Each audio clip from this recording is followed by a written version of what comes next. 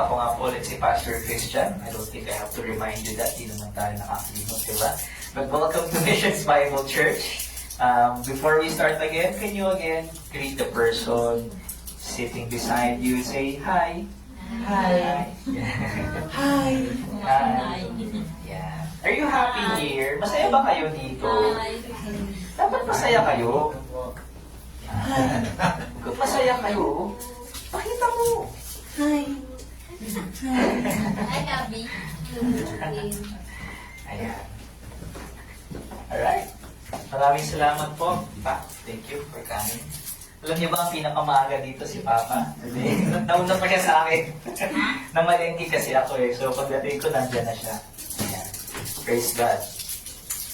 Wala ang ilan natin mga kapatid ngayon because they're coming from far, far away land. And then, meron silang mga tungkulin na kailangan gampanan at the moment. But we are praying for them and we will also talk to them throughout the week and teach them, remind them anong madidiscuss natin today. Tama po ba? Right, so, today is the first day of the month of September. Praise God! Malapit na namang matapos yung taong 2024. Grabe, napakabilis ng year and sa sobrang bilis ng panahon and maybe it's so mundane, parang common na lang lahat ng bagay. You don't even realize that throughout the year, it was God who kept you hanggang ngayon, September 1, 2024. Can we give God a clap offering sa kanyang kabutihan para sa ating lahat? Sometimes we miss that because we are so busy and even sometimes or often, we become so dependent on ourselves. And worse, nagiging optional na talaga ang pagsamba sa Diyos. No? And when it comes to worshiping God, lalo na pag pinasukan mo ng sacrifice o yung salitang hardship or hard work, yung bagay na ayaw mo nang gawin, mas lalong inaayawan mo pa. Kasi ang hirap na nang gawin, ayaw mo na siyang gawin, tapos hindi pa madali. Hindi pa comfortable. Tama po ba? So para ang nangyayari, nakikipag-tug of war pa ang Diyos sa puso mo. Para lang sambahin mo siya.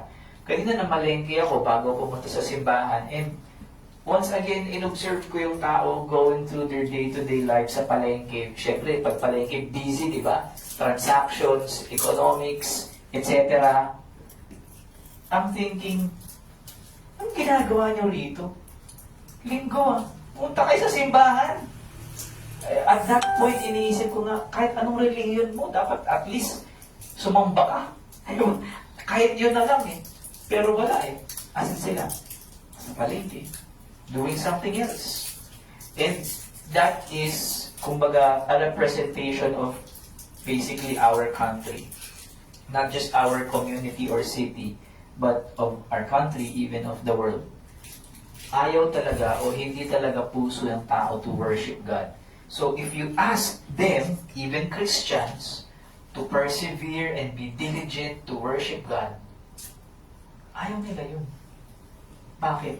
Because hindi na nga natural sa amin ito. Pahihirapan mo pa kaming gawin tong bagay na to. Gusto mo pa kaming magsumikap, magpursige, para gawin yung bagay na ayaw namin. Okay ba yun? Kayo, kunyari, magtrabaho kayo 6 days in a week. Tapos lahat yun, walang sweldo. Okay lang ba yun sa inyo? Yeah. But if it's your passion, if it's something that you actually want to do, pwede. Ano ba yung mga bagay na gusto nyo gawin?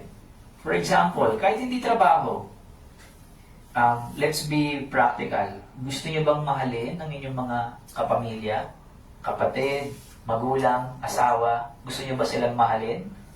Okay. Madali ba silang mahalin? Sometimes hindi. Sometimes oo. Kung pinagpala ka, madali. Pag hindi, well, problemado ka palagi. Pero, does that mean you give up on them? No. Does that mean hindi mo na sila mamahalin? Hindi naman, di ba? So, there are things in life, in human life, na ginagawa natin na hindi natin gustong gawin, pero kailangan natin gawin.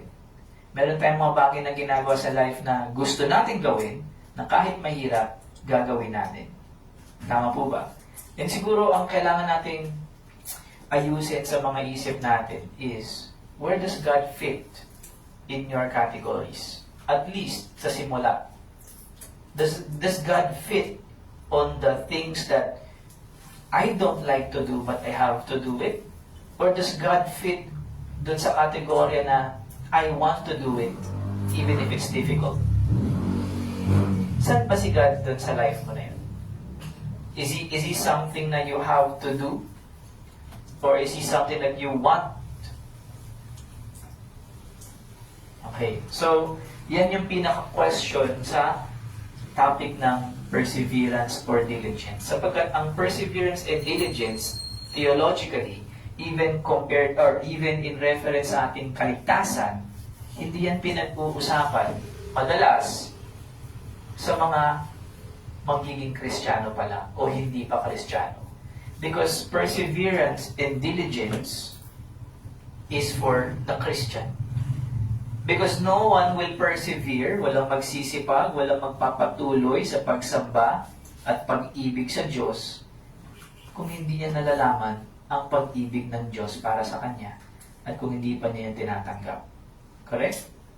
So, kung hindi ka pa recipient of God's grace or God's gift and goodness in salvation, possibly sa isip mo o sa puso mo, whether you admit it or not, or know it or not, God falls under the category of something that I think I need to do, but really I don't want to do. Tama ba? That's why you see people fading away from the church kahit matagal mo na silang kasama.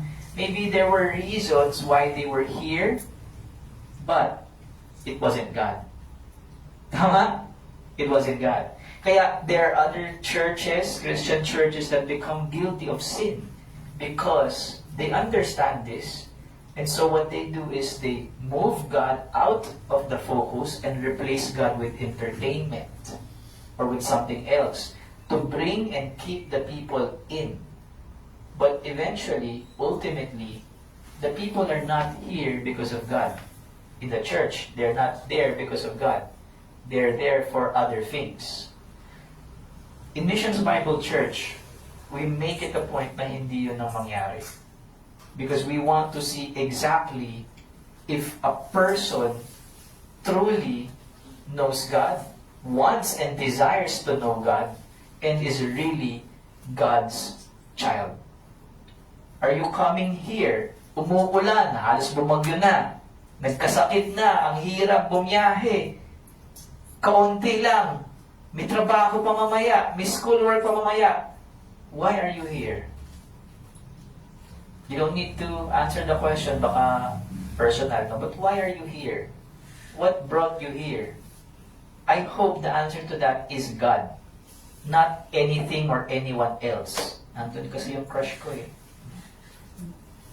Or magaling kasi yung pastor magturo eh. Yes. Hindi. I hope that you came here because of God. Tama po ba? Yan ang pinaka-hook ng salitang diligence. And sa larangan o sa aspeto ng spiritual na disiplina of being diligent or sa pagsisipag sa Kristiyanong buhay, kailangan mo malaman where you stand. Kanino ka ba? Are you for God or for the world? Why do you do these things? Is it because you want God or I think I need to? Or worse, feeling mo kailangan mong maging diligent to be saved. Okay? Because that is not it. So, to keep up with our spiritual disciplines series, actually, ito na yung last spiritual discipline na tatalakayan natin for this year. And we will move on sa susunod na Sunday sa possibly spiritual gifts or spiritual warfare. So I'm thinking spiritual gifts muna. Gusto niyo ba yun? Gusto niyo bang malaman yung spiritual gifts muna? O gusto niyo malaman yung spiritual na gera na kinabibilangan niyo? Gera. Gera? Anong baril mo? Anong sandata mo? Lips. Gibbs. So, anong gusto mong malaman? Yung sandata mo o yung gera? Pag-isipan niyo muna ha, kasi we can go either way. Ako personally, gusto ko muna yung Gibbs kasi gusto ko rin matutunan ng mas malalim yon. And, syempre, bago ka sumabak sa gera, alam mo muna kung ano yung mga kagamitan mo, di ba? Sabak ka sa gera, dala mo, espada. Labanan pala doon, barilan. Diba? So, but today, this is the last spiritual discipline that we will tackle. That is the spiritual discipline of diligence. So, ano nga ang ating dalawang purpose in life? Worship and fellowship. And we are motivated by Christian values to do spiritual disciplines so that we can be more Christ-like. And sa priorities or practical progression ng mga bagay-bagay, we have to first be a steward of our time and material possessions. And sa right side, yung kulay green, we must also use our time for silence and solitude. Yan yung mga proper ways of using God's time na binigay niya sa atin.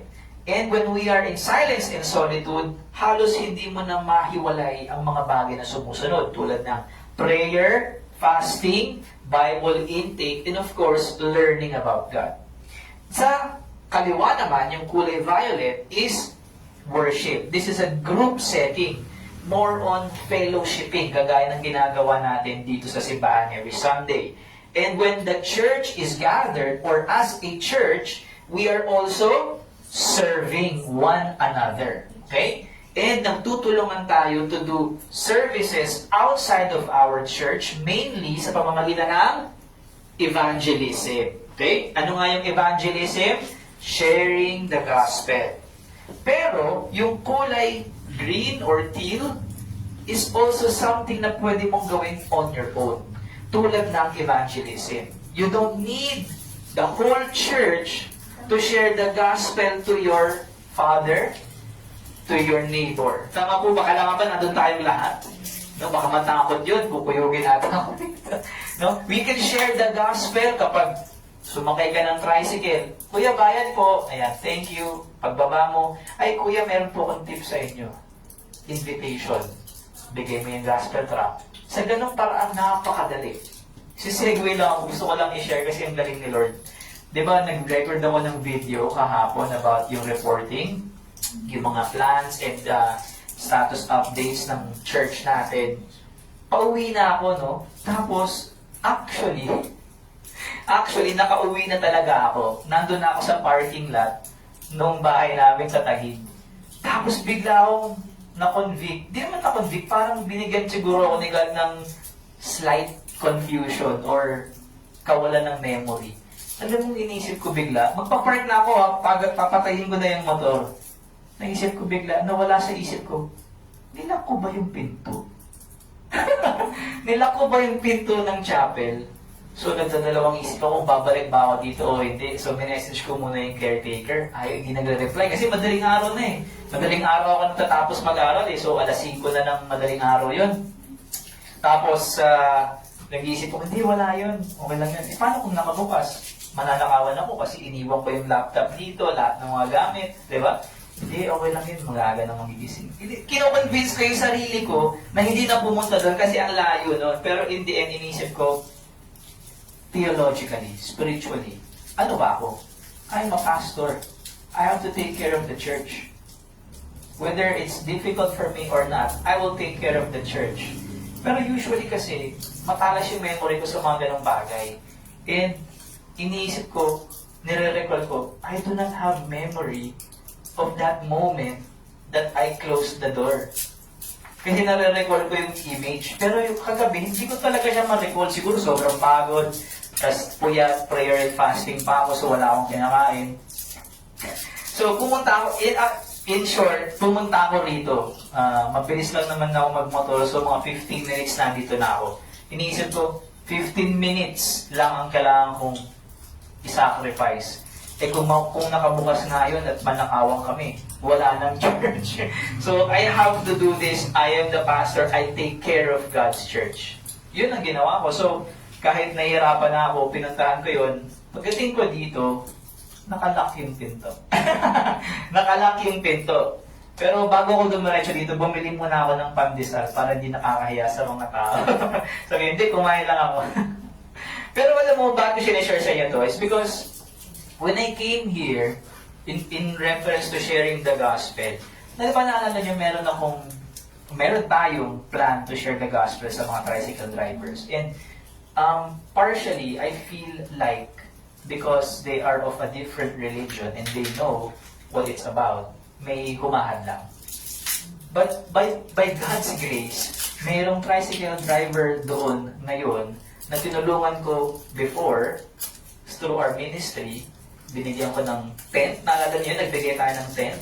Isa sa mga tinulungan natin doon na binigyan ng tent dahil nasunugan sila, tricycle driver na siya. Ngayon, pinahiram siya ng tricycle. So, ang galing ng mga pangyayari. Pagdating ko dito, pag madaling araw, may naguhugas ng mga taxi dyan. Yung mga naguhugas ng taxi, yung mga ali dyan, yung isa doon, yung pinaka may edad, binigyan ko siya ng gospel truck.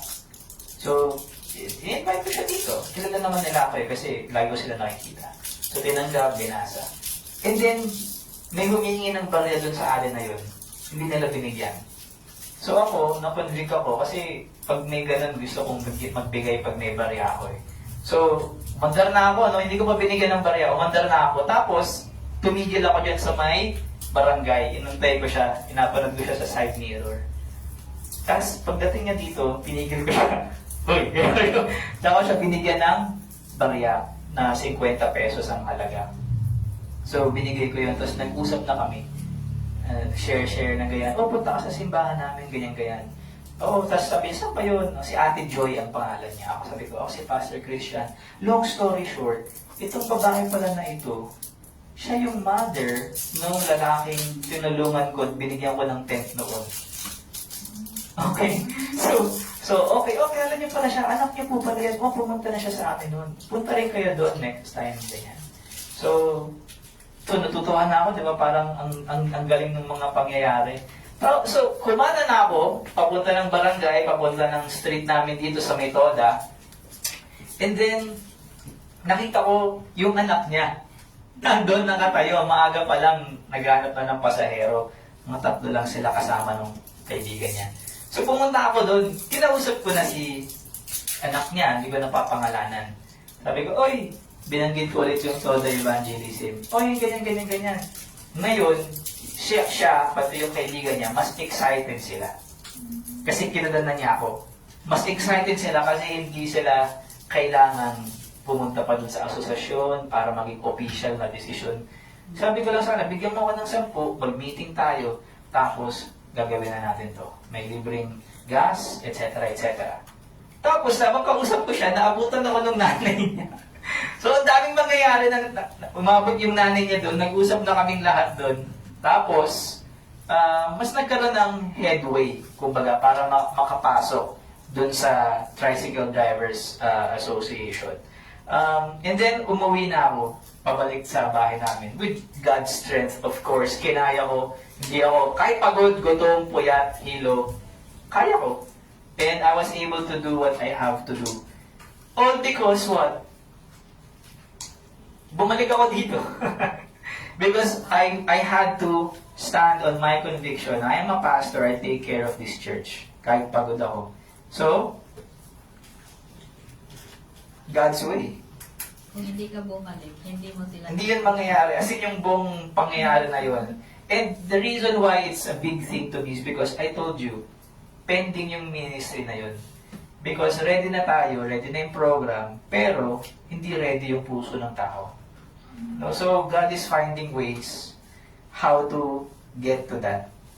And God was teaching me throughout the week na itong decision na to na kailangan nilang gawin, hindi naman kailangan gawin ng asosasyon yun eh. So, don't wait on their decision. All you need to have is 10 people from them. So, yun yung, I think, ginagawa ni God na pamamaraan to bypass yung association that may be hindering our efforts because they have a different religion. Tama po ba? So, praise God because somehow nakakakita ako ng light no? And binibigyan niya tayo ng mga signs, maybe?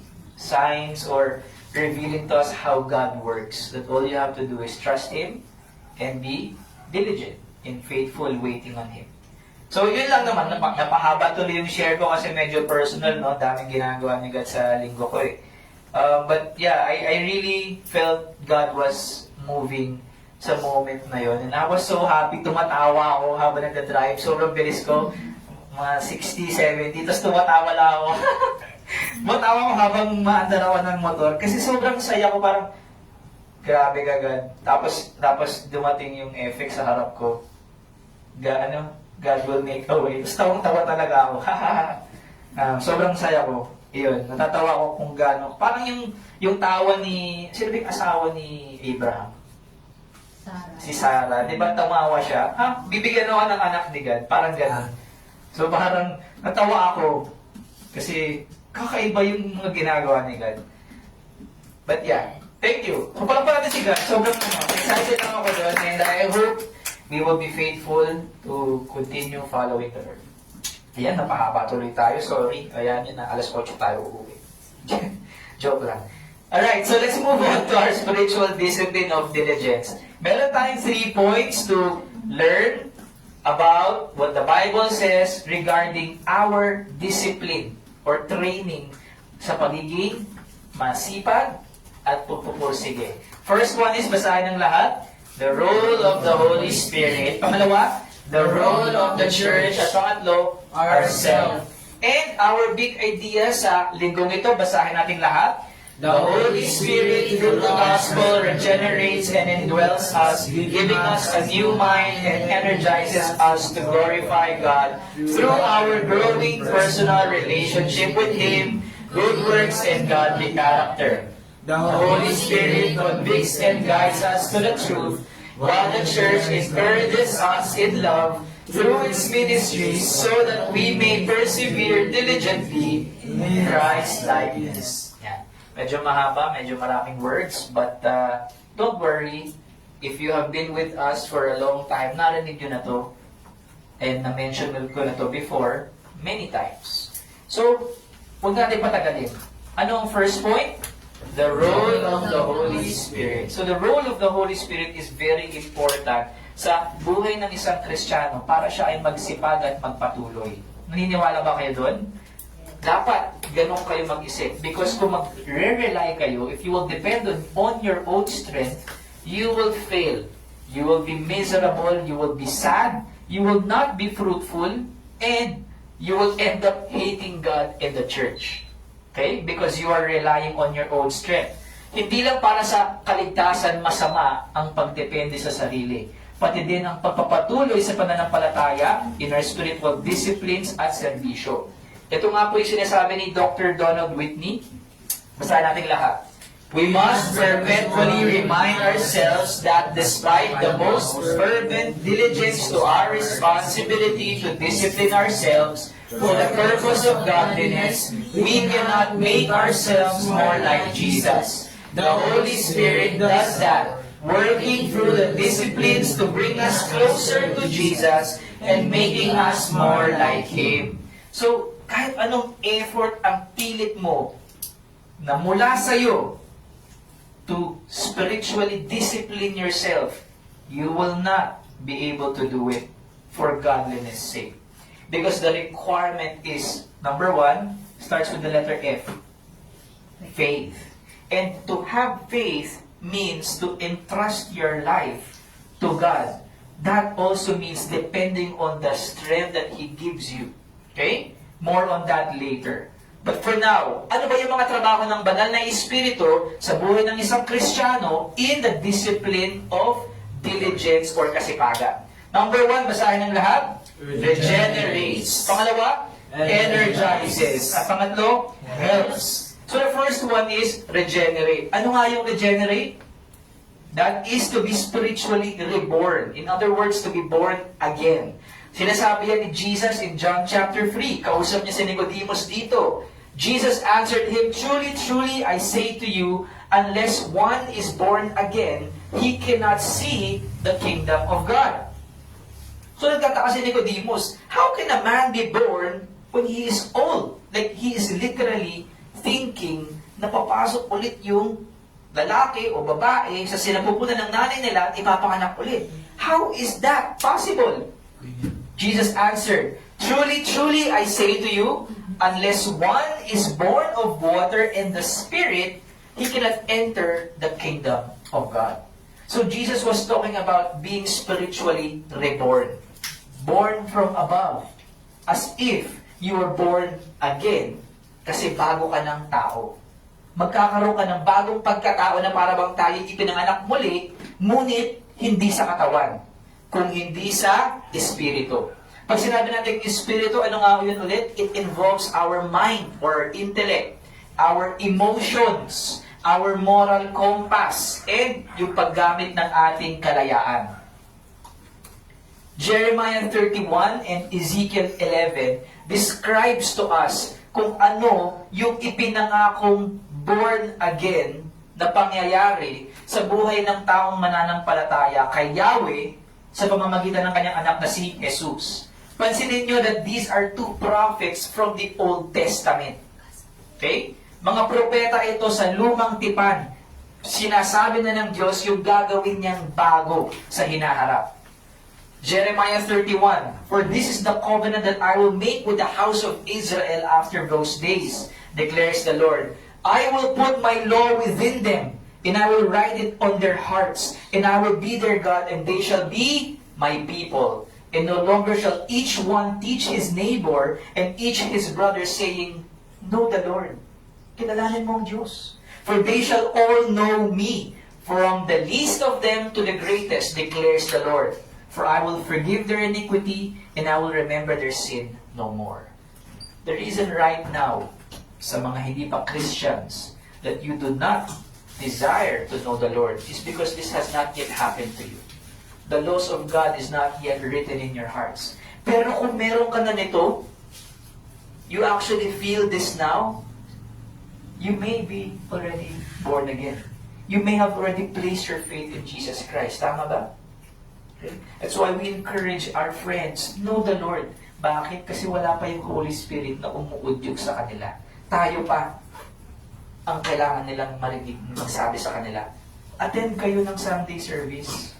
Huwag mong unahin yan, unahin mo to. We have to tell it to them kahit ayaw nilang makinig. Bakit?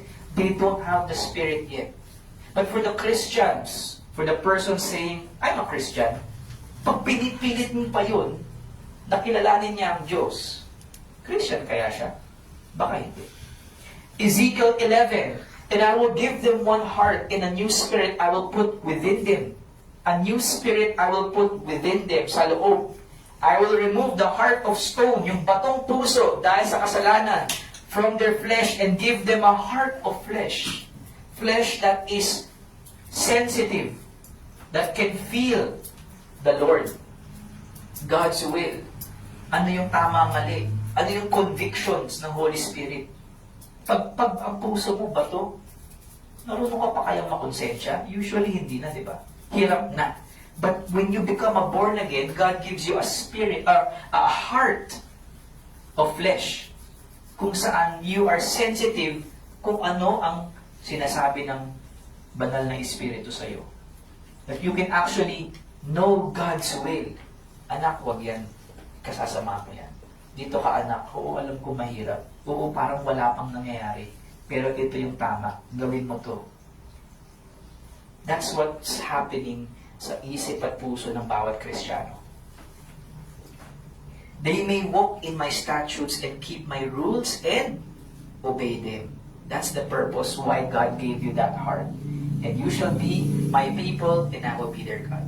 So may tatlong pangako ang bagong tipan. Number 1, tayo'y nagiging kabilang sa people of God. Sabihin nga rin, people of God. People of God. Tayo'y binibigyan ng bagong puso kung saan ang batas ng Diyos ay nakaukit. Sabihin natin lahat, bagong puso. Bagong puso. At ikatlo, tayo'y binibigyan ng bagong espiritu, ang espiritu ng Diyos. Sabihin natin, bagong espiritu. Bagong espiritu. That is who you are when you become a child of God. So, yung diligence, yung pagsisipag at pagsusumikap, huwag mong isipin na, Ay, ang hirap naman yan. Naiisip mo yan ngayon kasi wala pa yung bagong puso at bagong espiritu sa'yo. But when you put your faith in Christ at matanggap mo na yun, natingin mo ba, babalik ako dito, alas 5 ng madaling araw, kung wala akong bagong puso at wala akong bagong espiritu, hindi ko gagawin yun. The reason bakit ako nakudyok at gawin yun is because of this. It's not because I'm a good man. Tama po ba? It's not because I'm a holy man. It's because God is in me and He told me, go there. Okay? You are a pastor, do your job. Tama? So that's why, kayo rin, meron din kayo ng espiritu ngayon. Paano ba nangyari to? Romans 8, verse 4 to 9. We are now in the Spirit. So, sabi dito ni Pablo, in order that the righteous requirement of the law might be fulfilled in us, magawa daw natin yon, who walk not according to the flesh, but according to the Spirit. For those who live according to the flesh, saan nakaset yung minds nila? On the things of the flesh. But those who live according to the Spirit, set their minds on the things of the Spirit. For to set the mind on the flesh is death, but to set the mind on the Spirit is life and peace.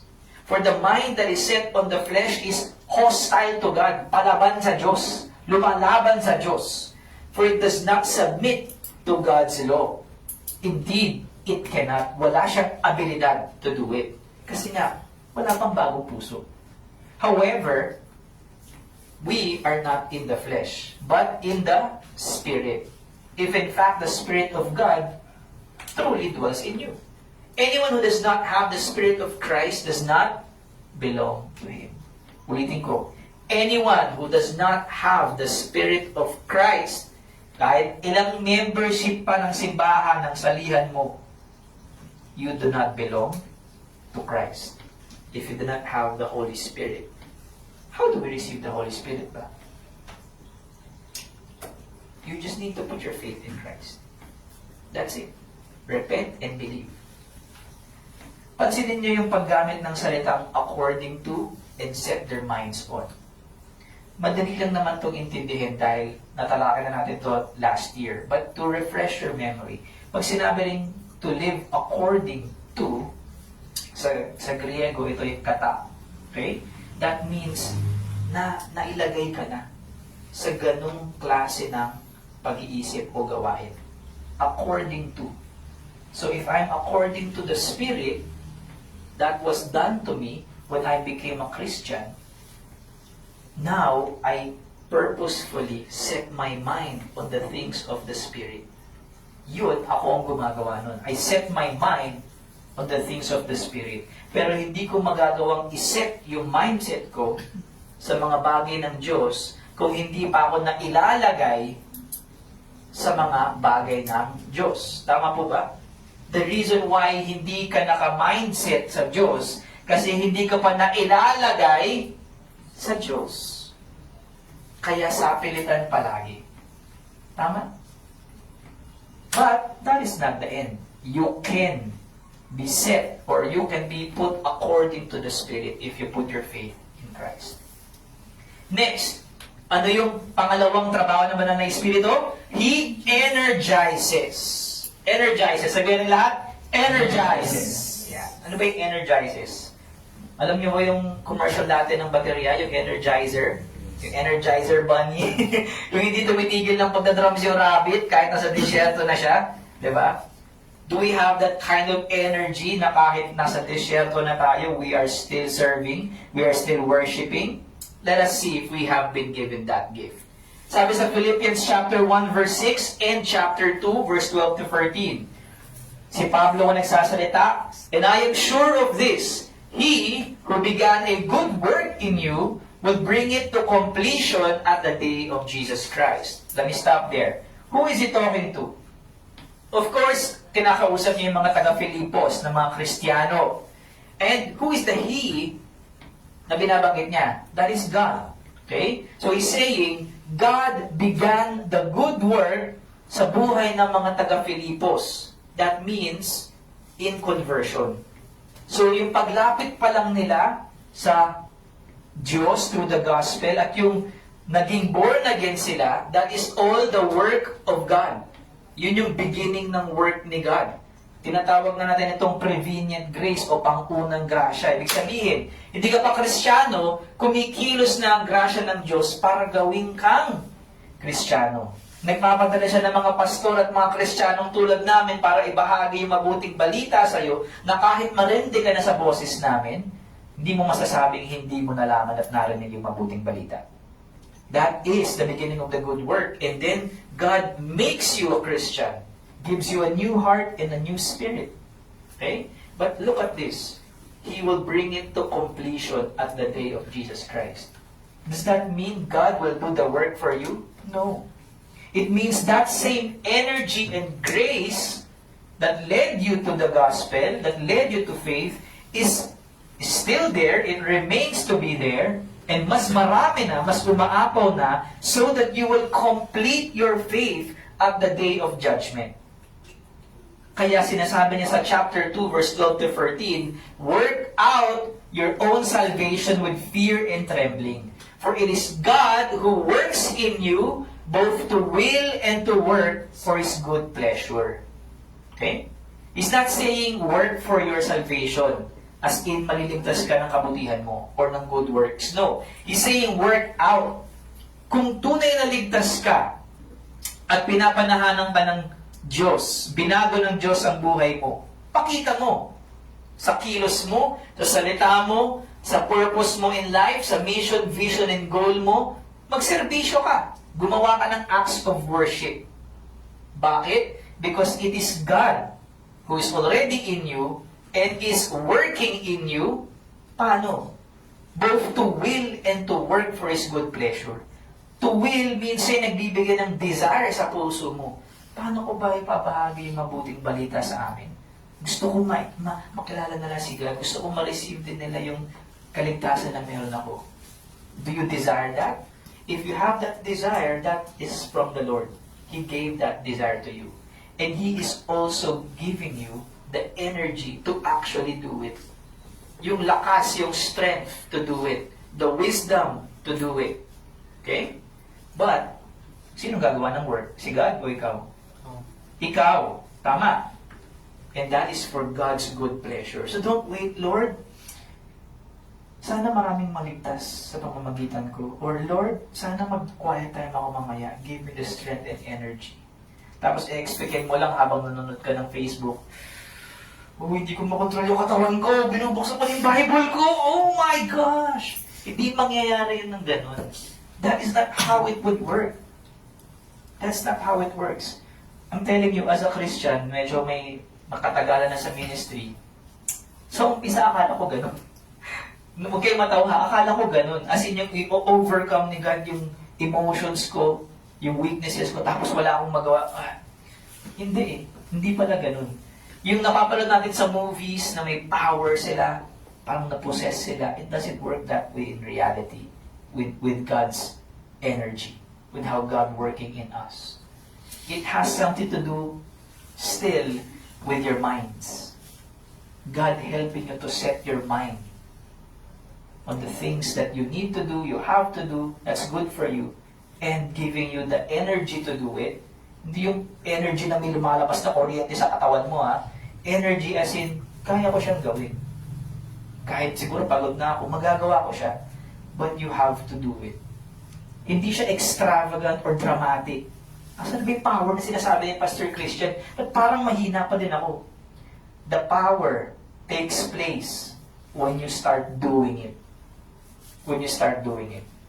Okay? In kagaya ng example ko, yung bumalik ako dito ng madaling araw, literally wala na akong physical strength. Kasi prayer and fasting, puyat, puro aral, naglinis ako, nagbili ako ng mga mabibigat na tubig, dinala ko dyan, etc. I did all of that. Para pagdating ng linggo, uupo na lang kayo. Pero bumalik pa ako dito. Saan ko nakuha yung lakas na yun? Why are we, me and my wife, are able to serve for many years now, even though it's almost close to impossible to sustain a church? How do you think so? It's God's working in us. So, Sa salitang ito, napaka-crucial ng passage na ito. Huwag niyong kalimutan to, ha. Can we read it together, verse 13? For it is God who works in you both to will and to work for His good pleasure. Yan. Importante yan. 1 Corinthians 15 verse 10, sabi rin ulit ni Pablo, but by the grace of God, I am what I am, and His grace toward me was not in vain. Hindi na nasayang. On the contrary, sabi ni Pablo, I worked harder than any of them, referring to the apostles. Though it was not I, but the grace of God that is with me. So who did the work here? Paul. Did he work hard or parang hindi siya nahirapan at all? Harder pa nga eh. Kinumpara niya yung sarili niya sa ibang apostles pa. No? I worked harder than any of them. Ibig sabihin, makikita mo, and as proven in the Bible, mas maraming naisulat si Pablo na libro sa New Testament. Almost all of the New Testament books are from him. And mas maraming na-plan na church si Pablo. Tama? Naka-4 missionary trips siya. Yung iba na apostles, hindi natin sila sinisiraan, of course, kasi yun ang plano ni God sa kanila, but they immediately died. All of them were tortured to death. Only the Apostle John died of natural causes. Pero hindi dahil hindi siya tinorture. Pinakuluan siya ng buhay. Hindi siya namatay. Bakit nagawa yun? It was not I, but the grace of God that is with me. So, paano natin nakukuha yung gift na yun? The grace of God. Grace kasi means gift eh. The grace of God means the gift or a gift. So, ano yun? That can sustain you in ministry and do the hard work even harder. Acts 2 verse 38. Sabi ni Pedro, repent and be baptized every one of you in the name of Jesus Christ for the forgiveness of your sins, and you will receive the gift of the Holy Spirit. Grace means gift. So, it's something good that comes from God that we do not deserve. It is commonly associated with salvation and all of the heavenly blessings included in the package. And in this verse, in Corinthians 15, 1 Corinthians 15, it may refer to the Holy Spirit who was given to Paul as a gift to fulfill his ministry. So question, do you have to be an apostle to receive the Holy Spirit? No. Repent and be baptized and you will receive the gift of the Holy Spirit. Question, do you have a ministry from the Lord? Yes. You don't have to be an apostle to have a ministry from the Lord. So what is that ministry for you? Because that is the reason why you are given the energy. Ano ba dapat mong gawin? Tama? 2 Corinthians chapter 4 verse 5 to 11. Hindi namin ipinangangaral ang aming mga sarili kung hindi si Jesucristo na siya ang Panginoon. Naglilingkod kami sa inyo dahil kay Jesus sapagkat ang Diyos na nagsabing magkaroon ng liwanag sa kadiliman ng siya ring nagbigay liwanag sa aming mga isipan para maunawaan namin ang kapangyarihan ng Diyos na nahayag kay Jesucristo. Nasa amin ang kayamanang ito, ngunit tulad lang kami ng palayok na pinaglagyan nito para maipakita na ang hindi mapamarisang kapangyarihan na nasa amin ay mula sa Diyos at hindi sa amin. Sa aming pangangaral, ginigipit kami sa lahat ng paraan pero hindi kami nalulupi. Kung minsan kami ay naguguluhan pero hindi kami nawawalan ng pag-asa. Maraming umuusig sa amin, ngunit hindi kami pinababayaan ng Diyos. Kung minsan, sinasaktan kami, ngunit hindi tuluyang napapatay. Lagi kaming nasa bingit ng kamatayan tulad ng nangyari kay Jesus para sa pamamagitan ng aming buhay ay makita rin ang buhay ni Jesus. Lagi naman kaming nasa bingit ng kamatayan dahil sa paglilingkod namin kay Jesus para sa pamamagitan ng aming katawang may kamatayan, makita ng lahat ang buhay ni Jesus. So there are a few insights here. Medyo marami to. And I have lined it up in a point. First one is, ang ipinangapangaral natin as Christians ay ang katotohanan patuon kay Jesucristo. Ito ang Ebanghelyo. At para kay Jesus, natin ito ginagawa. Every ministry that you are doing, whether inside the church or outside the church, Your whole life is for Jesus Christ. Subalit ang katotohanan ng Ebanghelyo ay hindi parang mga impormasyon lamang. And it means ito ay tunay na may kapangyarihan upang gawing bagong nilalang ang taong maniniwala. And that begins with you. You cannot serve if you have not experienced the power of the gospel. Tulad ng mga apostol, ang lahat ng totoong Kristiyano ay parang isang palayok na putik. Alam niyo yun? Sa probinsya, maraming gano'n, di ba? Yung mga palayok na pinaglulutuan. Mabilis mabasag yun dahil gawa yun sa putik na inoven o pinainitan. Tayo ay mga palayok na putik na naglalaman ng mahalagang kayamanan. At ito ang makapangyarihang ebanghelyo na siya rin nagbibigay lakas sa disipulong nagbabahagi nito. So pag sinabi natin, the power of the gospel is in us, hindi lang impormasyon ang tinutukoy dito. It is also what comes with the gospel when you receive it. That is being born again in the Holy Spirit and the spiritual gifts. Dahil ang kapangyarihan ng Ebanghelyo ay nananahan sa mahihinang katawan, gaya natin na nananalig kay Jesus.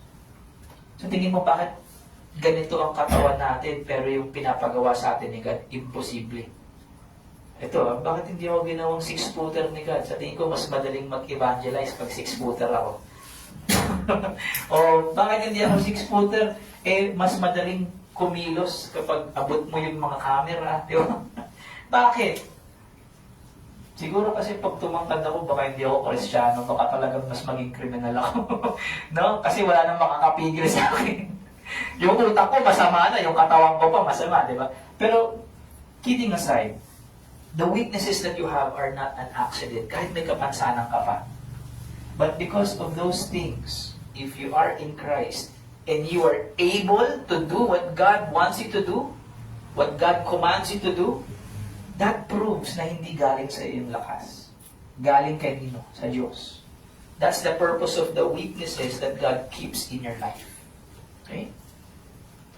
Sa lahat ng aming ginagawa, 2 Corinto, chapter 6, sinisikap namin ipakita na kami ay totoong mga lingkod ng Diyos. Tinitiis namin ang anumang hirap, pasakit at kagipitan.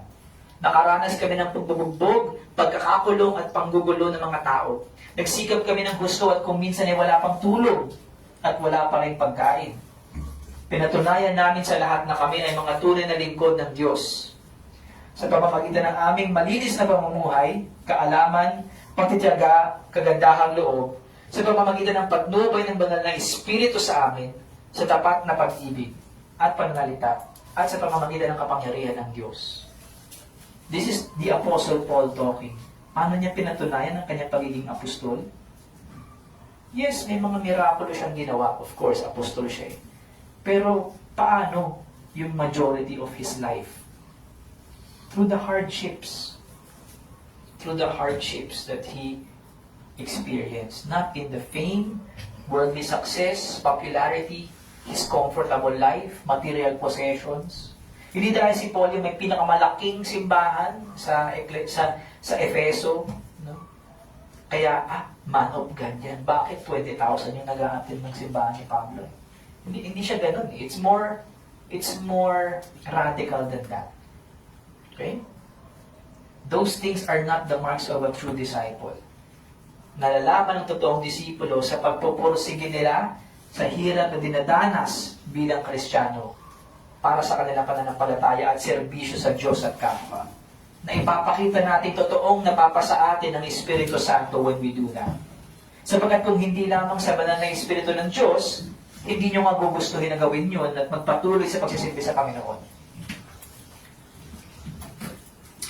2 Corinthians 12. So, to keep me from becoming conceited, because of the surpassing greatness of the revelations, a thorn was given me in the flesh, a messenger of Satan to harass me, to keep me from becoming conceited.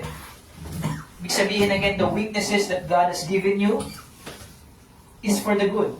Dito sa kontekstong ito, para daw hindi yumabang si Pablo. So nag-request siya, 3 times I pleaded with the Lord, Lord, tanggalin mo na to please. And scholars think ito ay malaria or some sickness. I don't know. But he was pleading. Ibig sabihin, nahihirapan talaga si Pablo. My grace is sufficient for you, for my power is made perfect in weakness, sabi ng Panginoong Jesus sa kanya.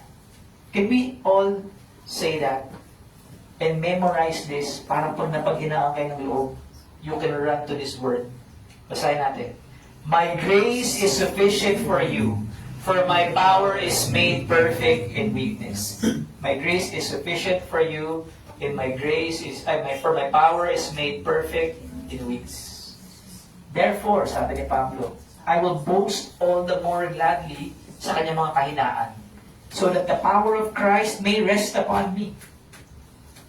For the sake of Christ, then I am content with weakness. Kontento ka na ba sa kahinaan mo?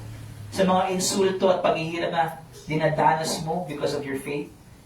Do you accept it as part of your life? Or every time na may ulan, ay, di ako nakakapag-church. Every week na lang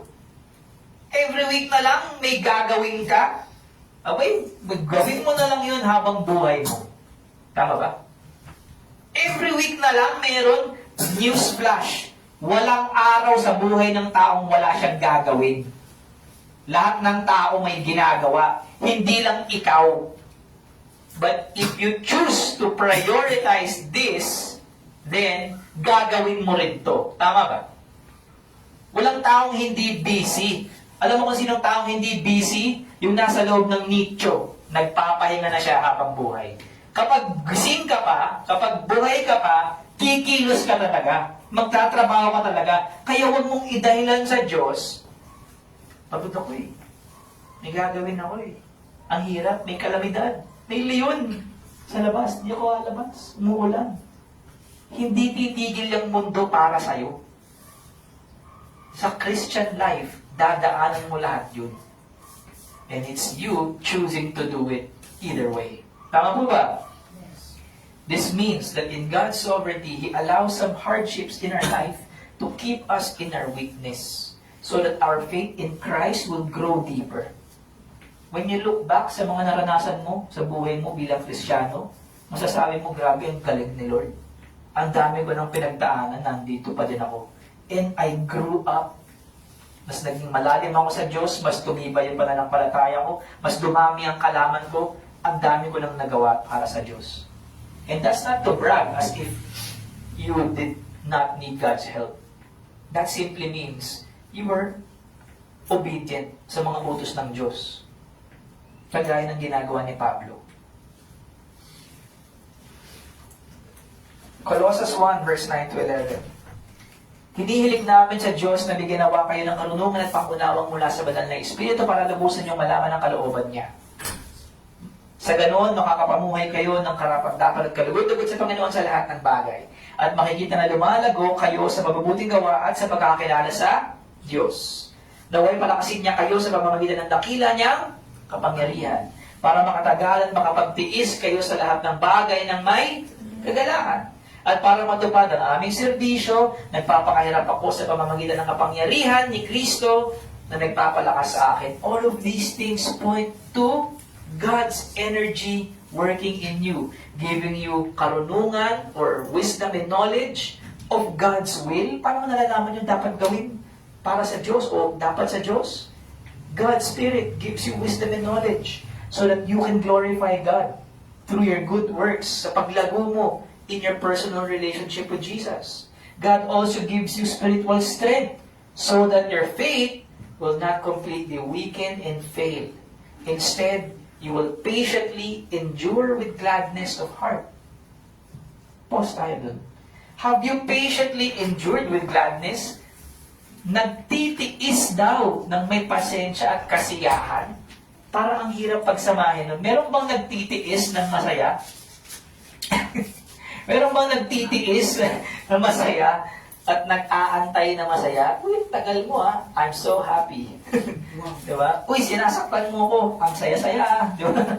How can you endure patiently with gladness?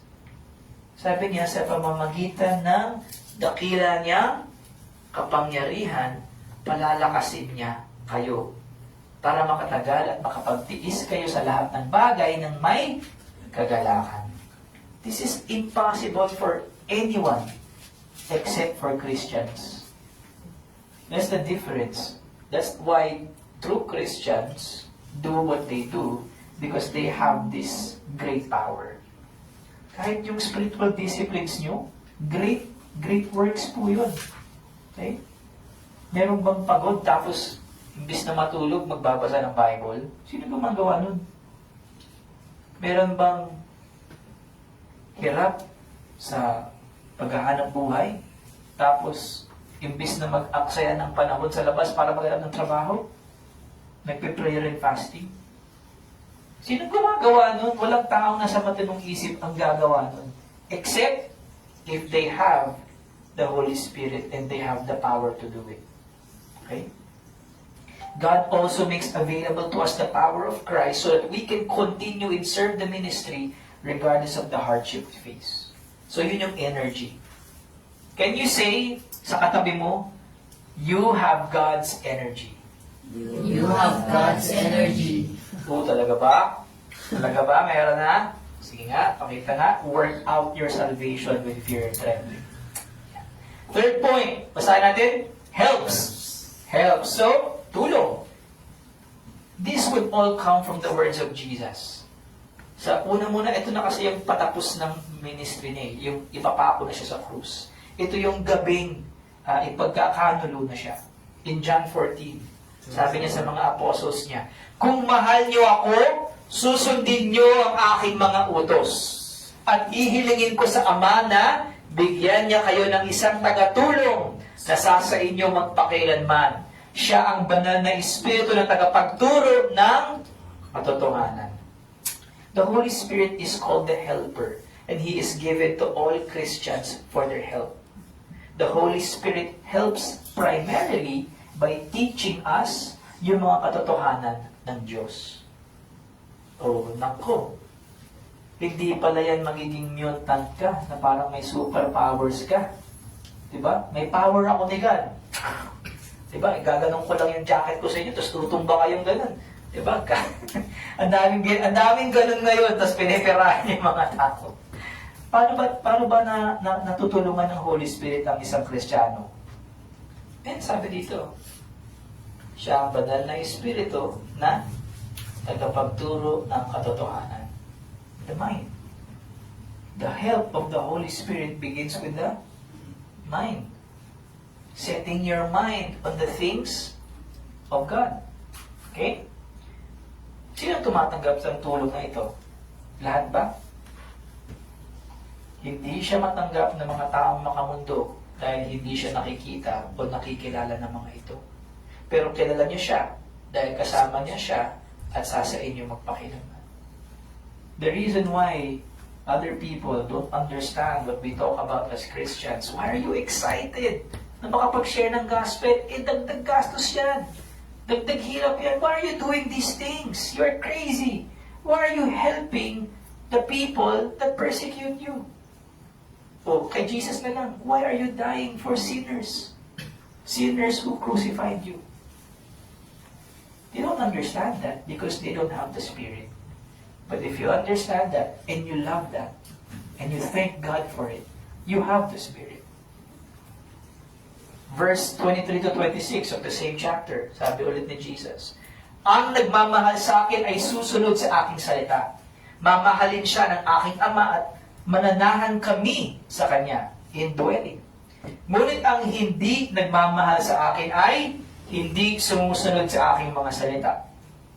At ang mga salitang narinig nyo ay hindi nanggaling sa akin, kundi sa Amang nagsugo sa akin.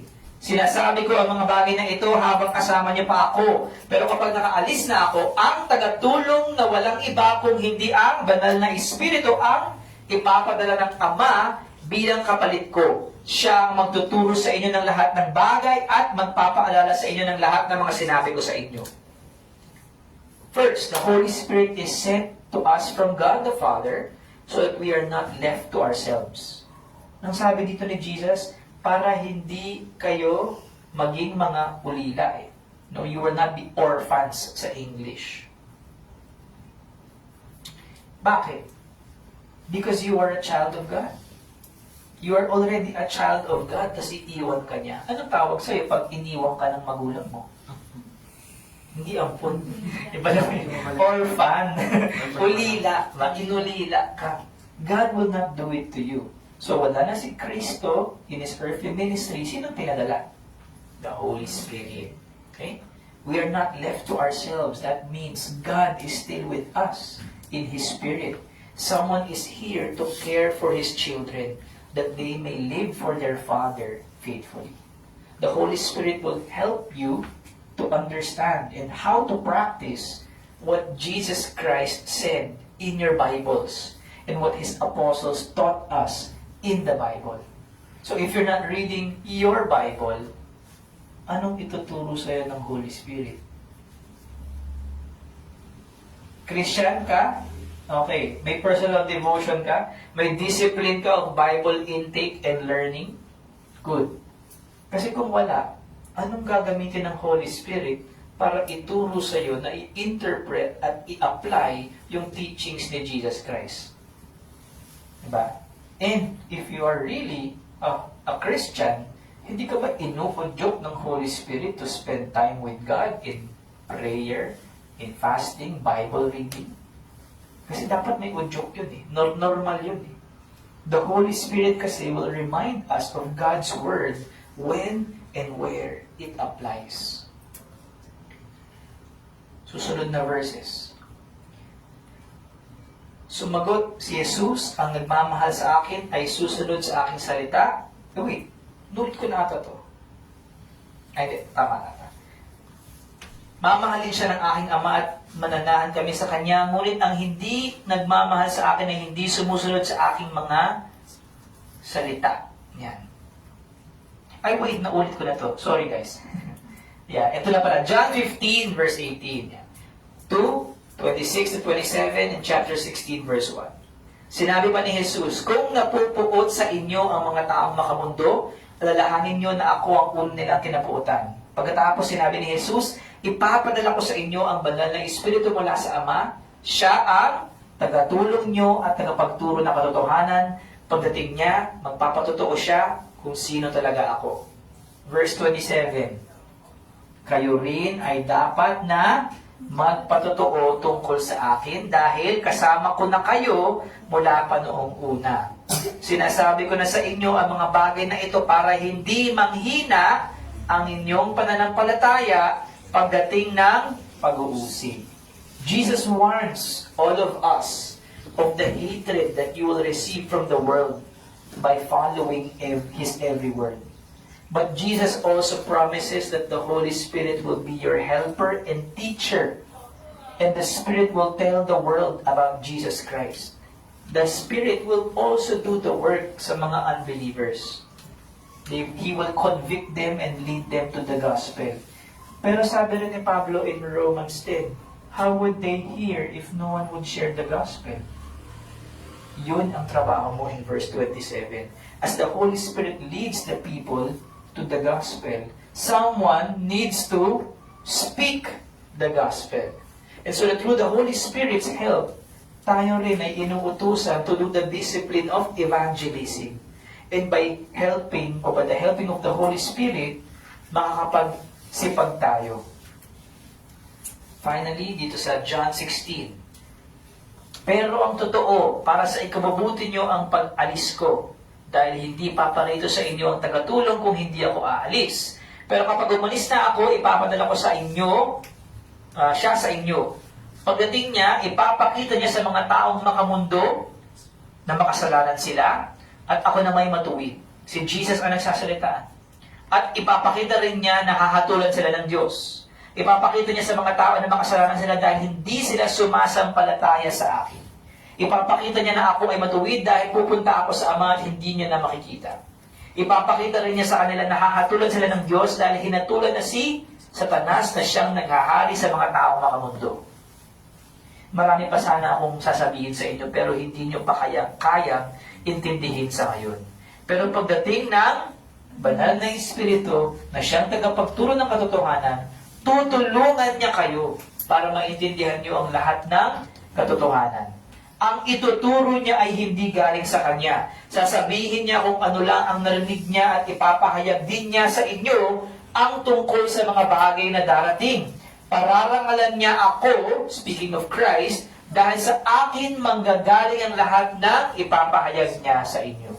Ang lahat ng nasa Ama ay nasa akin, kaya sinasabi kong sa akin manggagaling ang lahat ng ipapahayag niya sa inyo. What does this mean? Ito yung final words ni Jesus Christ sa mga apostles niya. And He was talking about the Holy Spirit. The Holy Spirit is given to us for our good. Sa ikabubuti mo. The good that Jesus says is the Holy Spirit convicting the world of sin and righteousness and judgment. Ha?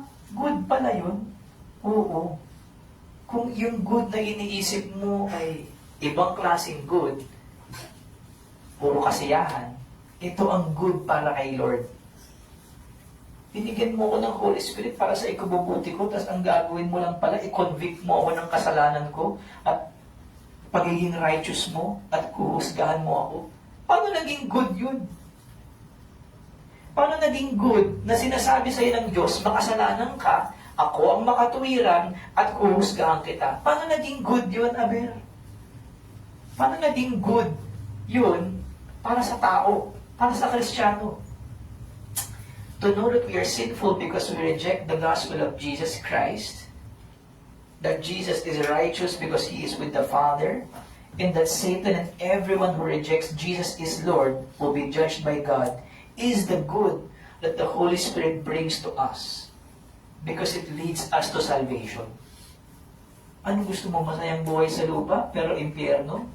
Kung malaman mo na makasalanan ka at ang makatwiran na dapat mong pananaligan ay si Jesus at may tiyak na paghuhusga mula sa Diyos. Pero nasa langit ka, ligtas ka habang buhay. Ano mas gusto mo sa dalawang yun?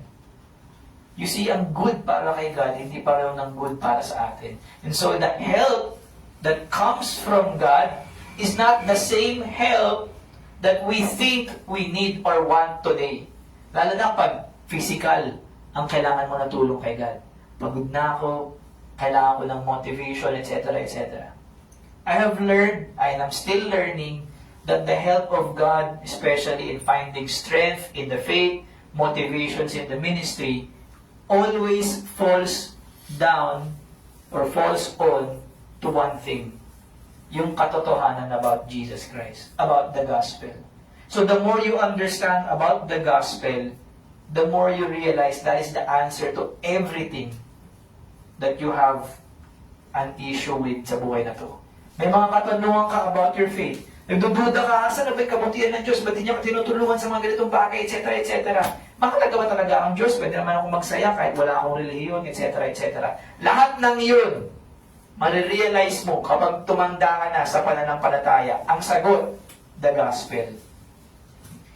If you realize how sinful you are and how righteous God is and how fearful you should be of judgment in hell, you would realize nothing on this world matters more than your salvation.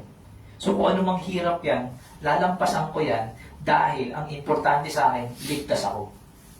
Kaya sinasabi rin ni Pablo sa kabilang banda, the fear of death is gone. Nawawala yung takot sa kamatayan because the only thing that you really need to know for sure is where can I get eternal life? How can I escape God's judgment? And when you know that, mali na lang sa inyo yung mga pinaghihirapan nyo. Mali na lang yung schoolworks, trabaho, to stop you from coming to Christ. Pero kung nahihirapan ka pa rin, no judgment, nandito ang simbahan to help you, and that is our role. Basahin ang lahat, the role of the church. This will be very quick, okay? Because alam niyo na to. But maybe you don't know how to do the help, so I will teach you. The fellowship in the church, una sa lahat. Okay? And then within the fellowship of the church, ito yung mga gawain natin. Ministry of the Word, discipleship, and mercy ministry. Bakit importante ito?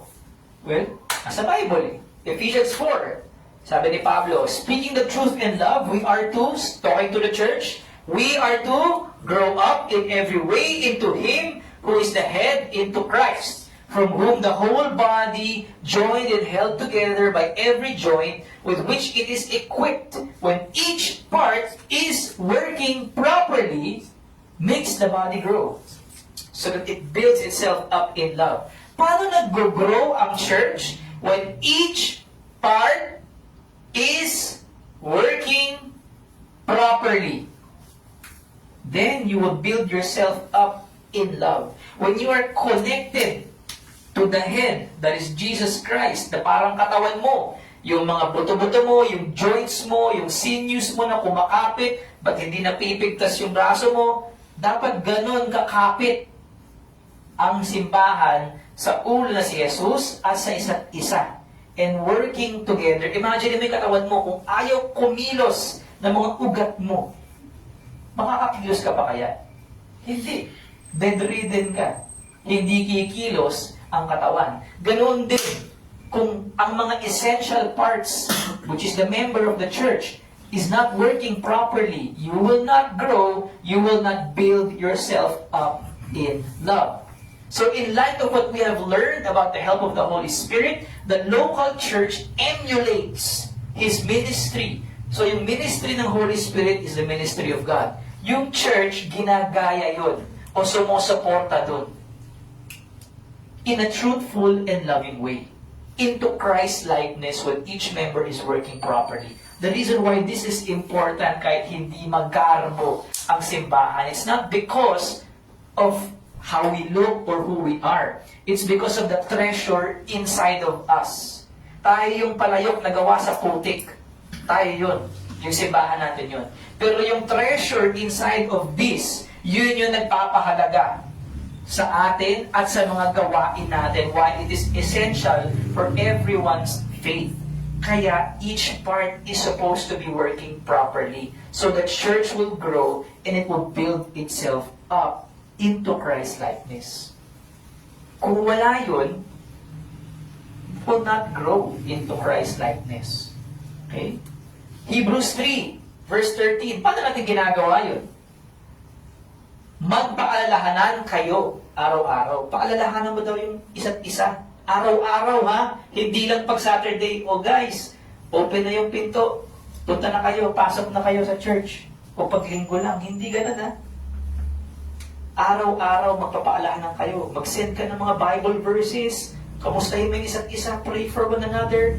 Habang may panahon pa, para walang sino man sa inyo ang madaya ng kasalanan na nagpapatigas sa puso ninyo. Naturally, ang tao gustong magpadaya sa kasalanan. Okay? But as a Christian, pwede ka pa rin matisod. Kaya, paalalahanan mo ang bawat isa. That's the purpose of our church covenant. Magpakatatag tayo sa pag-asa natin at huwag tayong mag-alinlangan dahil tapat ang Diyos na nangangako sa atin. Verse 24, at sikapin nating mahikayat ang isa't isa sa pagmamahalan at sa paggawa ng kabutihan. Chapter 10, verse 25, huwag nating pababayaan ang mga pagtitipon natin, gaya ng nakaugalian ng ilan. Sa halip, palakasin natin ang loob ng bawat isa, lalo na ngayong nalalapit na ang huling araw. Hindi aksidente na kahit ang Kristiyano tinatamad pumunta ng simbahan. Kasi yun yung trabaho ni Satan. Ang pigilan kayong pumunta sa fellowship. Kasi naiintindihan din ni Satan to. Kapag ang isa, dalawa, tatlo, nawala, hindi nag-a-attend, aapektuhan nun ang buong katawan. Pansinin nyo, umiikot lahat ng naka-yellow na font, sinasabi ni Pablo, o ng writer ng Hebrews rather, umiikot lahat yan sa verse 25. Huwag nating pababayaan ang ating mga pagtitipon. Bakit kamo? Kasi hindi mo magagawa yung mga bagay na to, yung ilang-ilang mga to, kung hindi kayo magkakasama. So, kapag magkakasama tayo sa ating pagtitipon, we need to exhort one another. so that none of us will be hardened by continuing in sin. How can you encourage your brother if you're not here? Or worse, kapag wala ka dito, feeling mo ikaw lang ang apektado. Hindi mo alam na di-discourage yung iba. Bakit si ganito? Hindi naman pumasok, hindi naman pinagsabihan ni pastor. Hindi naman nag-a-attend ng ilang linggo na. Pansinin mo, kapag ang isa, dalawa, tatlo, patuloy na hindi nag-a-attend, hindi na ko-correct, hindi na di-disciple, susunod yung iba. Bakit? Natural sa tao. Lalo na kapag hindi pa Kristiyano, na pag nakita niyang ginawa ng mali ng iba at nakalusot, anong gagawin niya? Gagawin din niya. Diba? So, ganoon din sa church. So, nakaka-discourage, makinig kayo, nakaka-discourage kapag tamad-tamad ka.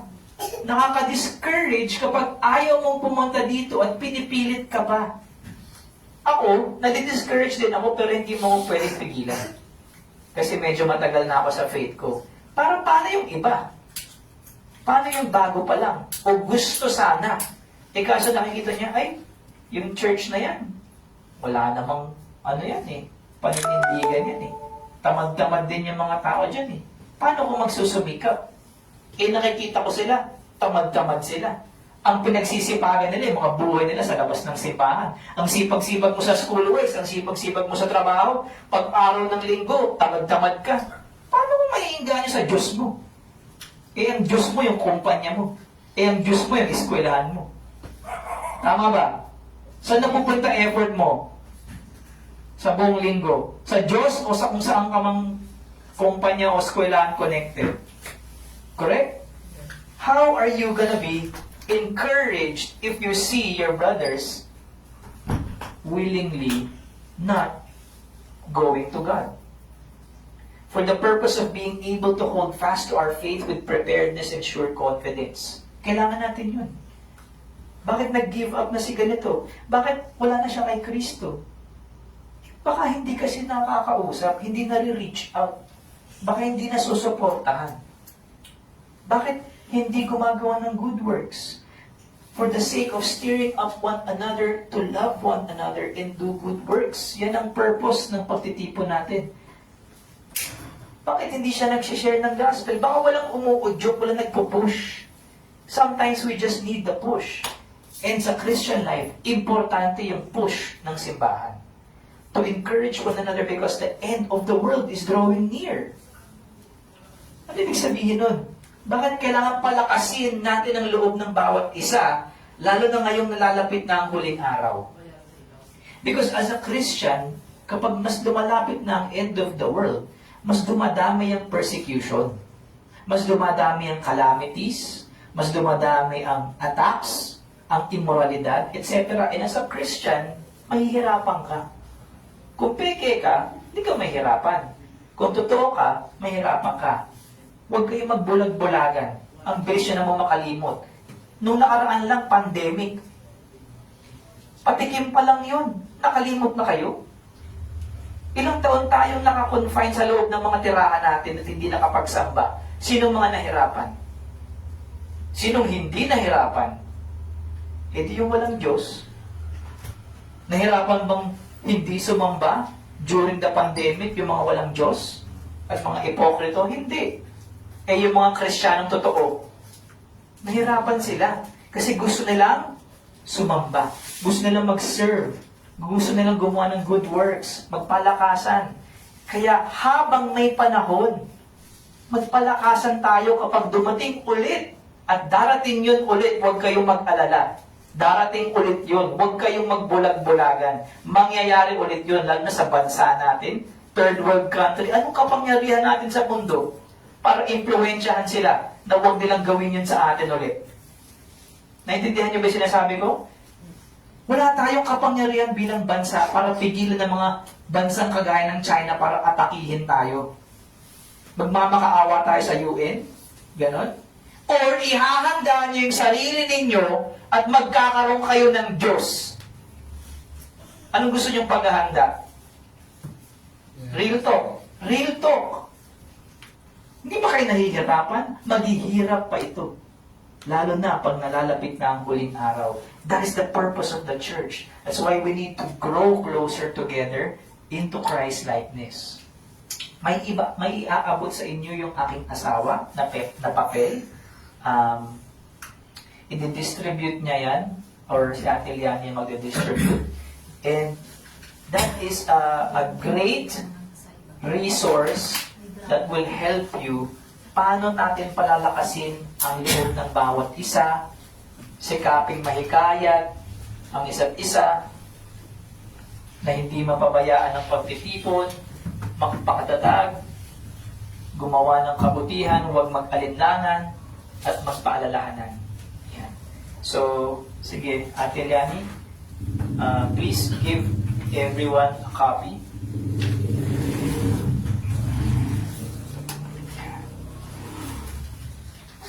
Napaka-importante po niyan. Hindi ko po babasahin yan, but I will give you the time to read it on your own. But as we near to our close, the church also has the ministry of the word. Yan ay mula sa mga pastor at guro ng simbahan natin kapag nagtuturo tayo tuwing linggo sa loob ng simbahan at mga small groups. And gumagawa tayo ng mga literatura at mga media programs na nagpapalaganap ng salita ng Diyos. That's the ministry of the word. Mainly from the pastors and the teachers in the church. Discipleship naman sa bawat miyembro. Formative.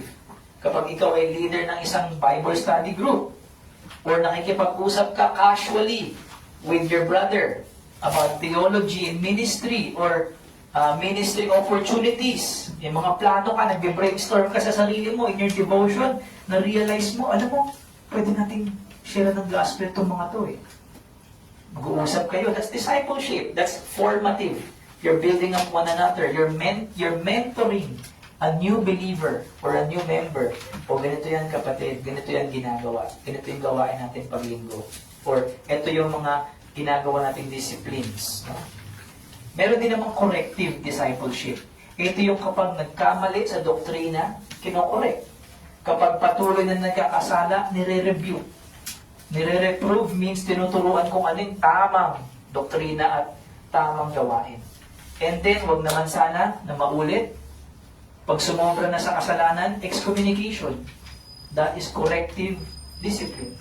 And finally, mercy ministry. Siyempre, hindi lang tayo puro salita.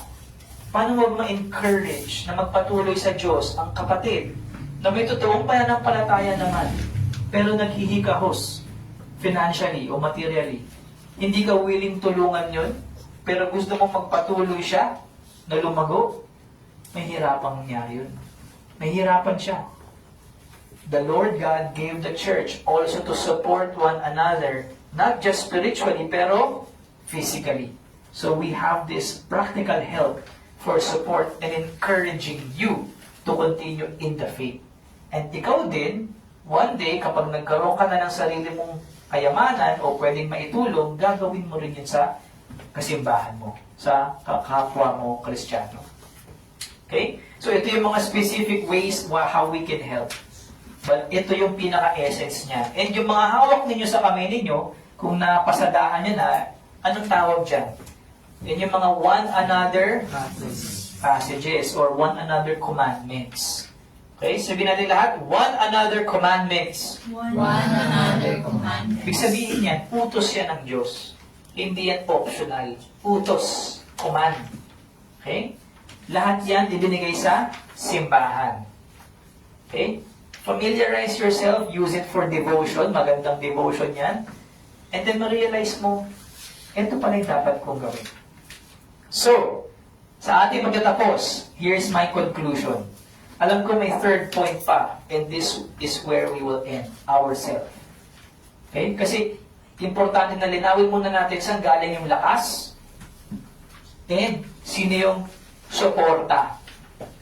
Ang lakas ay galing kanino sa Diyos, sa banal na Espiritu na napapasa atin. Eh, sino ang suporta natin? Hindi, ang simbahan. Okay? Ang help, ang energy galing sa Holy Spirit. That's God. Ang suporta, church. Okay? So, Holy Spirit, church, mas madaling kumapit. Mas madaling kumapit. Okay? Pero sino ba kapit? Yung Holy Spirit? O yung church? Ang church ba ang kakapit para sa'yo? Ako ba ang mag-share ng gospel para sa'yo? Tapos pagpunta mo ng langit, ito po, proxy ako ni sister ganito. Ako po yung, ibigay niyo po sa kanya yung 5 ko. Yan. No? O yung 10 ko, ibigay niyo po sa kanya. Yan. Hindi gano'n, no? Tayo ang gagawa ng mga spiritual disciplines. So, ourselves, as we close, ito ang sabi ni Dr. Donald Whitney ulit. The victory over the world, the flesh, and the devil was long ago decisively and eternally won by Jesus Christ in His death and resurrection. That victory is mediated to us by the Holy Spirit. For His part, He preserves us in the grace of God. Part of this preservation includes granting us the grace to be faithful. For our part, we take up the struggle of our cross and follow Christ, pursuing Christ's likeness by means of the spiritual disciplines.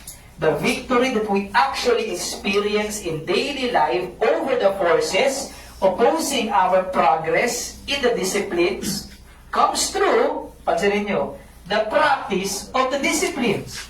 In other words, through perseverance in the spiritual disciplines, we will most consistently experience victory over the enemies of the practice of the disciplines. In other words, do it so you can do it. Ganun lang sinasabi niya. We win in the daily battles of spiritual discipline by simply doing it in faith. Because God has already given you the energy and the grace and the help to do it. And we also have the church to support us. And that is all for the glory of Christ. Not for salvation, but because you are already saved. You are already regenerated. You are energized by the Holy Spirit, and the Holy Spirit is helping you. And ang role ng church is to encourage you, convict you, disciple you, teach you, etc. Nasa sayo na lahat. Alam mo namang igalaw ko pa yung kamay mo. Di ba? Ikaw na ang gagawa nun. Gusto mong manalo sa Christian life? Then live it. Ang hirap tanggapin na nun. Paano ko gagawin yun hindi ko nga magawa? Naiintindihan niyo ba yun? Paano ko gagawin ng isang bagay na hirap akong gawin? Ang sagot ng Diyos, gawin mo. Naiintindihan niyo ba yun? Kasi yun din yung struggle ko eh. As I was growing up as a Christian, even now, may mga bagay ako na hindi ko magawa dahil tinatamad ako or pagod ako or ayaw ko. Pero ang sagot ni God, when I pray, Lord, tulungan mo akong gawin to. Ang sagot, gawin mo. Paano naging sagot yun? Hindi ko nga magawa. The reason why that is an answer, because you are already regenerated. You know the truth. God is with you through the Holy Spirit. He opens your mind. He convicts you of sin, righteousness, and judgment. The church is there. What else do you want? That means, dinodrawing sa atin in a way ng Diyos kung ano yung limitation or border ng help niya. Where the help of God is enough for you to do the action. Malinaw po ba? God is not gonna go all the way to the point na siya na yung gumawa ng trabaho mo. Or, ito pa, God will not go all the way kung saan there will be no space for you to exercise faith in God's grace. Kailangan niyang hindi ibigay lahat. Kasi kung hindi, paano kung magkaka-faith? Paano ka mag-exercise ng faith doon sa grace? Nagtataka ka, bakit ang hirap? Di mo ko tulungan, Lord. Kung may tiwala ka kay Lord, gagawin mo lang siya. And then, as you do it, mararamdaman mo, ay, nandito na pala yung tulong. No? Kung baga parang sa gera, nasa iyo na yung baril. Kompleto na yung bala. Malinis na.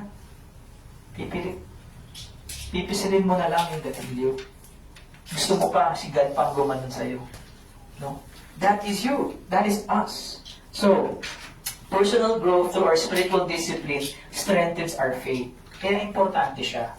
So that we can be watchful and stand firm in the correct gospel with an attitude of responsible strength and love, for truth mixed with error might lead you to falling away from Christ. Be diligent in growing in knowledge, wisdom, love, and good works. The new covenant that we belong to have greater motivations for us, including God's help, that we ought to hold fast and fight the good warfare of faith. Thus, when we fail, kapag nag-fail kayo, and that will happen, we must not waver, we must not give up. Rather, we patiently draw near to God and continue to serve. Finally, knowing your mission, vision, and setting God's big picture on sight can motivate you to be diligent and not lazy. So personally, meron ka na bang mission, vision, and big picture? Tugma ba yan dun sa mission, vision, and big picture ni God and for your church? Because that will motivate you. Kung ang goal mo in life, yung nakikita mo na future mo, is not from God, you will not be motivated to do the things of God dahil palihis. Tama? Kung ang gusto mo magkaroon ng magandang secular life here on earth, makikita mong hadlang yung mga pinagagawa ni God sa'yo kasi hindi pareho ng big picture ni God yung big picture mo. Okay? So, every time na may pinapagawa sa'yo si God, bad trip ka kay God. Kasi ang gusto mong puntaan, hindi pareho sa direksyon ni God. Sarili mo. Okay? Kaya, pahirapan. You have to have your mission, vision, and big picture aligned with God. So when God says, ay, ito gawin mo mga kabuti yan, hindi ka na kailangan kumbinsihin ni Lord. Alam mo na, okay, kasi pareho kami ng direksyon eh. Pag hindi pa tugma yung puso mo at sa puso ni God, yung mind mo hindi tugma sa mind ni God. Even for Christians, that is still a struggle. So persevere in the Christian faith and spiritual disciplines even when you or others fail. Hindi naman palaging failure or kahirapan ng buhay Kristiyano, di ba? Kaya ng ibang mga Kristiyano nananaba. Puro kain. Puro handaan. Kain ng kain, di ba? Pag devotion, tapos may tinapay. Tapos may kape. May milk tea habang nag-devotion pa. Hindi palaging mahirap. Pero pag dumating yun, dapat ginamit mo yung mga panahon na hindi ka naghihirap to prepare for that day. That the Bible always talks about that. Darating yung day na susubukan ka, i-challenge ka ni Satan. So, yung mga times na wala kang problema, gamitin mo yun to discipline yourself para maghanda ka, para pag dumating yung temptation, dumating yung delubyo sa buhay mo, ready ka. Okay? Example, pag Sunday, Monday to Saturday, kung wala kang problema doon, paghandaan mo yung linggo. Huwag kang gumawa ng mga bagay na ipapahamak yung linggo mo. No? Bantayan mo. Because Satan will challenge you every day. Do not put your hope, however, in imperfect men, including yourself. Never let the things you don't know keep you from the truths that God has surely revealed to you in His Word.